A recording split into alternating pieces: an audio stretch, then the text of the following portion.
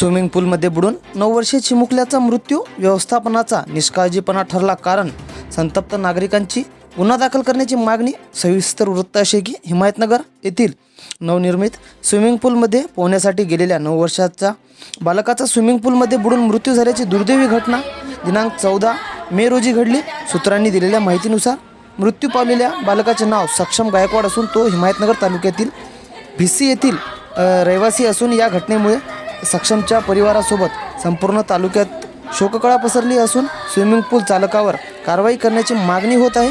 कारण या स्विमिंग पूल चालकाकडे योग्य ती व्यवस्थापन नसल्याचे चर्चा शहरात सुरू असून या स्विमिंग पूलमध्ये प्रशिक्षित जीवरक्षक तैनात नसल्याचेही कारण समोर येत आहे. या व्यवस्थापनाने व पुरेशी कोणतीही काळजी न घेतल्याने ही घटना घडल्याची संतप्त प्रतिक्रिया अशी नागरिकांकडून ऐकावयास मिळत आहे. या घटनेकडे पाहता या स्विमिंग पूल चालकावर योग्य ती कारवाई होणार का असेही प्रश्नचिन्ह हिमायतनगर शहरातील प्रशासनावर निर्माण होत असल्याचे ऐकावयास मिळत आहे.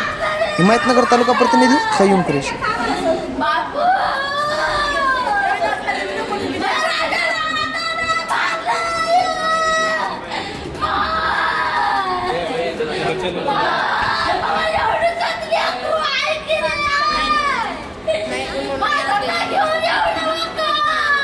चलो